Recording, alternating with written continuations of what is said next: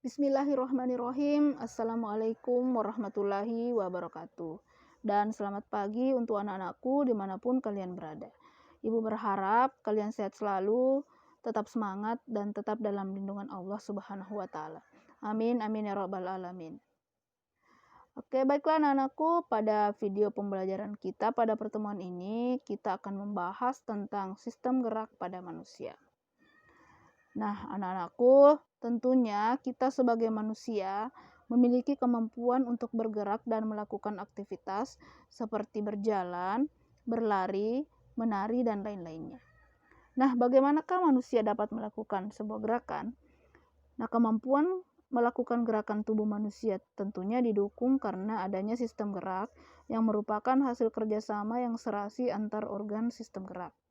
Nah, yang manakah sistem gerak pada manusia? Untuk lebih jelasnya, mari kita simak pembahasannya. Nah, sistem gerak pada manusia itu terbagi menjadi 3. Yang pertama ada rangka atau tulang, kemudian yang kedua ada sendi, kemudian yang ketiga ada otot. Nah, untuk yang pertama, kita akan bahas tentang rangka atau tulang. Nah, rangka atau tulang ini tergolong ke dalam alat gerak pasif. Mengapa dikatakan alat gerak pasif? Karena tulang itu hanya akan bisa bergerak apabila ada aktivitas atau pergerakan yang terjadi pada otot. Nah, kemudian fungsi dari rangka atau tulang adalah yang pertama, untuk memberikan bentuk dan menopang tubuh, kemudian untuk melindungi organ dalam tubuh, kemudian sebagai tempat melekatnya otot, dan sebagai tempat terjadinya proses pembentukan sel darah merah. Selanjutnya, struktur pada tulang. Nah, ada gambar tulang. Nah, apabila diperhatikan, ternyata struktur tulang itu tidak halus, melainkan terdapat benjolan pada bagian ujung, kemudian berbentuk bulat, serta terdapat titik-titik kasar pada bagian ujungnya. Kemudian ada lekukan, tonjolan, dan lubang. Nah, lekukan dan tonjolan ini berfungsi sebagai tempat menempelnya otot, sedangkan lubang berfungsi sebagai tempat keluar masuknya pembuluh darah dan saraf. Nah, selanjutnya struktur tulang pada manusia itu terbagi menjadi beberapa lapisan, yaitu yang pertama ada periosteum, artinya membran yang menutupi permukaan luar semua tulang. Kemudian ada tulang kompak atau tulang keras, yaitu tulang yang terdapat pada bagian bawah periosteum. Kemudian ada tulang spons yang terdapat di daerah ujung tulang. Selanjutnya ada rongga sumsum atau rongga medula, yaitu rongga yang terletak di bagian tengah tulang. Kemudian ada tulang rawan atau disebut kartilago, yaitu lapisan jaringan yang tebal, lunak, dan lentur. Selanjutnya, tulang atau rangka pada manusia dibagi menjadi 3. Oke, yang pertama ada tulang tengkorak, yaitu meliputi tulang tengkorak bagian kepala dan bagian wajah atau muka. Kemudian yang kedua ada tulang badan yang meliputi ruas-ruas tulang belakang, tulang rusuk, tulang dada, gelang bahu, dan gelang panggul. Kemudian yang ketiga ada tulang anggota gerak yang meliputi anggota gerak atas yaitu tangan dan anggota gerak bawah yaitu kaki. Selanjutnya jenis-jenis tulang ada 2. Jadi yang pertama berdasarkan jenisnya, yang kedua berdasarkan bentuknya. Yang pertama berdasarkan jenisnya dibagi lagi menjadi 2, yaitu tulang rawan dan tulang keras.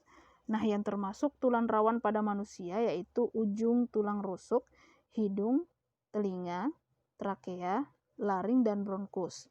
Kemudian yang termasuk tulang keras pada manusia yaitu tulang kering, tulang lengan, dan tulang selangka.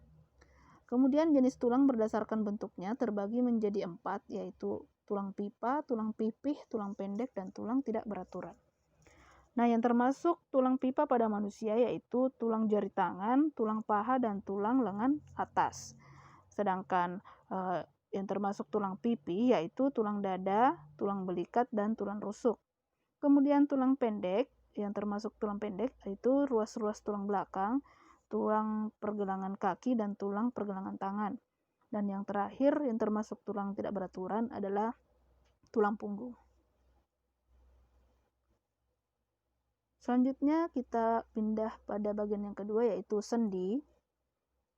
Oke, sendi terbagi menjadi 3. Yang pertama ada sendi mati atau sinartrosis, artinya sendi yang tidak dapat digerakkan. Misalnya sendi yang terdapat pada tulang tengkorak. Kemudian yang kedua ada sendi kaku atau amfiartrosis, artinya sendi yang dapat digerakkan namun pergerakannya terbatas. Nah, misalnya sendi antara ruas tulang belakang. Kemudian yang ketiga ada sendi gerak atau diartrosis, artinya sendi yang dapat digerakkan dengan bebas.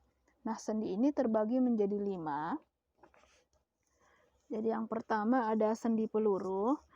Yang termasuk sendi peluru pada manusia itu adalah sendi antara tulang lengan atas dengan tulang belikat, kemudian sendi antara tulang pinggul dengan tulang paha.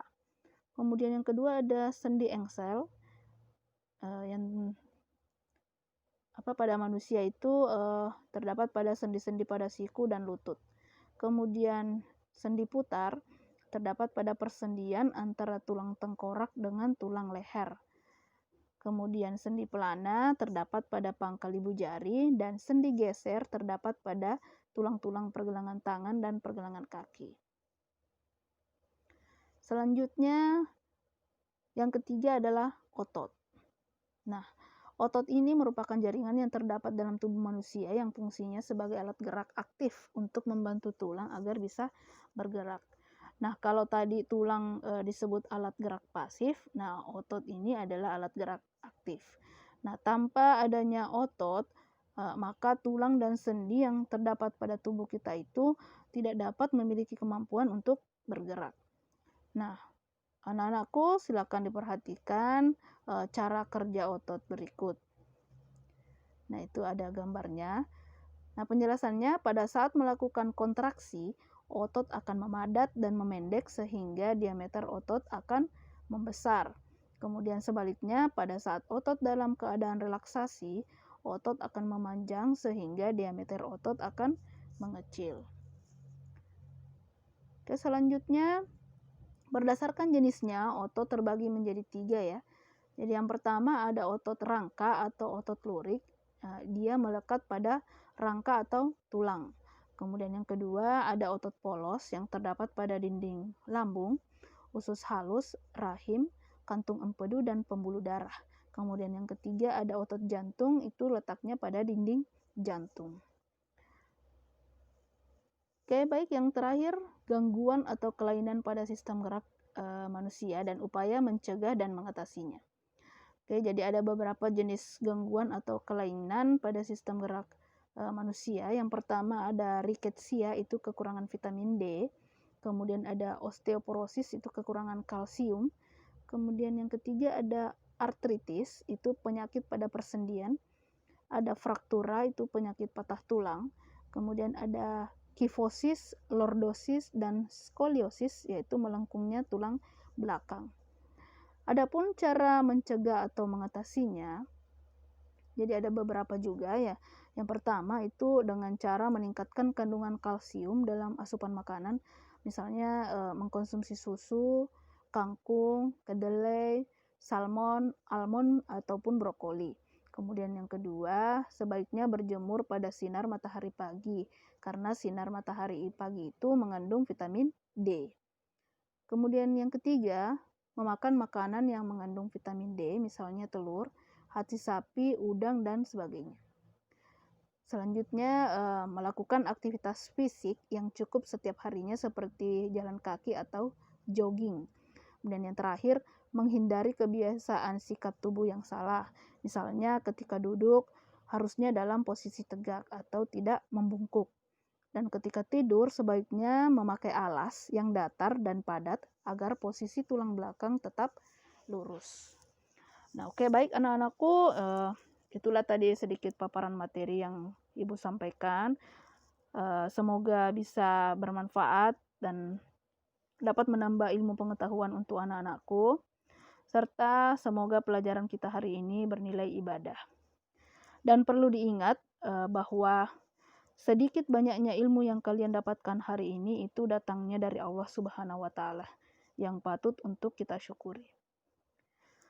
Nah, untuk pertemuan selanjutnya kita akan membahas sistem gerak pada hewan.